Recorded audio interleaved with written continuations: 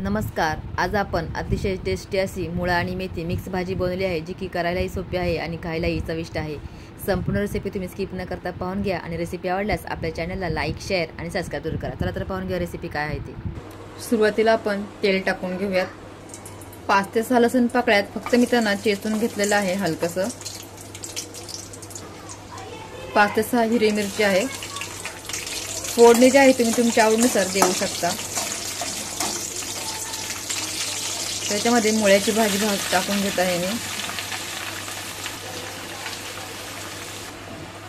तर भाजीला आपण तेलामध्ये चांगलं परतून घेऊया. मुळ्याची भाजी जी आहे खाल्लेली खूप चांगली असते आपल्या शरीरासाठी आणि थंडीमध्ये ही भाजी चांगली मोठ्या प्रमाणामध्ये भेटते आपल्याला. त्याच्यामुळे सीझन वाईज पालेभाज्या ह्या खाल्ल्याच पाहिजे. त्या आपल्या आरोग्यासाठी खूप चांगल्या असतात. तेलामध्ये चांगली हिला परतून घेऊयात. भाजी चांगली आपण परतून घेतलेली आहे. आता ह्या मुळ्याच्या भाजीमध्ये मी मेथीची भाजी घालत आहे. जेव्हा आपल्याकडे भाजी कमी असेल, दोन्ही भाज्या थोड्या असतील, त्यावेळेस तुम्ही अशी मिक्स भाजी करून खाऊ शकता. पण ह्या दोघांची मला टेस्ट फार आवडते, कारण ह्या दोन्ही भाज्या मिक्स केल्यानंतर ह्यांची टेस्ट जी आहे ती खूप छान लागते. म्हणून मी या दोन्ही भाज्या मिक्स करत आहे. तुम्ही नाही केला तरी चालते, किंवा तुमच्या आवडीची अजून एखादी भाजी असेल ती जर तुम्ही याच्यामध्ये ॲड केली तरी चालेल.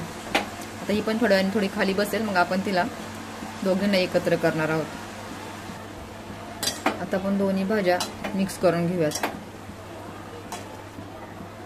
खूप छान लागते टेस्ट या दोन्ही भाज्यांची. एकदा करून तर पहा. केल्यावर तुम्ही वारंवार अशीच भाजी कराल. मिक्स भाजी खूप छान लागते.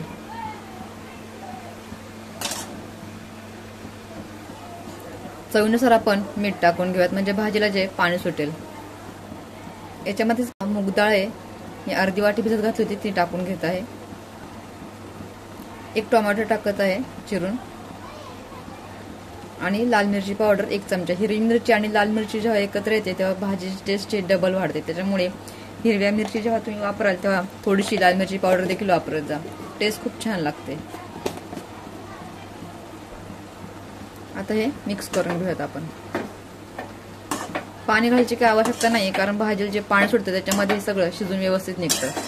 एक्स्ट्रा पाण्याची आपल्याला गरज नाही लागत. तुम्हाला हवा असल्यास तुम्ही घालू शकता, पण नाही लागत शक्यतो. भाजीला जे आहे आपण पाणी काहीच टाकलेलं नाहीये, पण भाजीमध्ये तुम्ही पाणी पाहू शकता. हे पहा किती पाणी आहे पहा.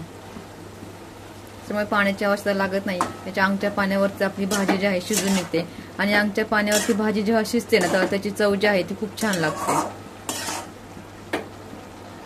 चांगले मिक्स करायचं आहे आपल्याला, आणि झाकणही घालायचं नाहीये. झाकण घातल्याने काय होतं, भाजीचा कलर जो आहे ना तो जातो. त्याच्यामुळे आपल्याला अशीच भाजी शिजवून घ्यायची आहे. तुम्हाला जर फोडणीमध्ये कांदा टाकायचा असेल तर तुम्ही टाकू शकता. मी नाही टाकलेला, कारण कांद्यामुळे भाजी जी जरा गोडसर लागते. कांदा नाही टाकला की भाजी चव जी आहे खूप छान लागते. ज्याप्रमाणे आपण सगळ्या मिक्स भाज्या करून पावभाजी बनवतो, आणि पावभाजी जशी छान लागते तसेच ह्या तुम्ही पालेभाज्या जर मिक्स करून केल्या, कोणतीही भाजी मिक्स करून केली तर तुम्हाला कळेल की पालेभाजी आपली चव जी आहे खूप छान लागते. हे पहा, भाजीमधला देठ जो आहे असा शिजला की समजायचं आपली भाजी जी आहे छानपैकी अशी शिजलेली आहे पहा. तर हे भाजीतलं पाणी जे आहे सगळं आटलेलं आहे पहा, आणि आपली भाजी अशी छान तयार झालेली आहे पहा. टेस्टी लागते खूप. एकदा करूनच पहा. हे पहा किती मस्त आपली हिरवीगार भाजी झालेली आहे. आपण झाकण न घालता शिजवल्यामुळे तिचा हिरवपणा जो आहे टिकून राहिला आहे पहा. किती मस्त भाजी झाली आहे. तुम्ही करूनच पहा.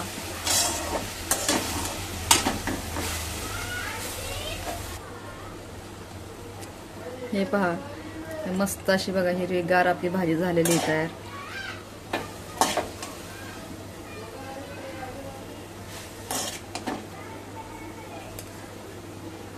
हे पहा, आपली गरमागरम भाजी तयार आहे पहा. मुळा आणि मेथी आपली भाजी तयार आहे. तुम्हाला रेसिपी आवडल्यास आपल्या चॅनलला लाईक, शेअर आणि सबस्क्राईब देखील करा.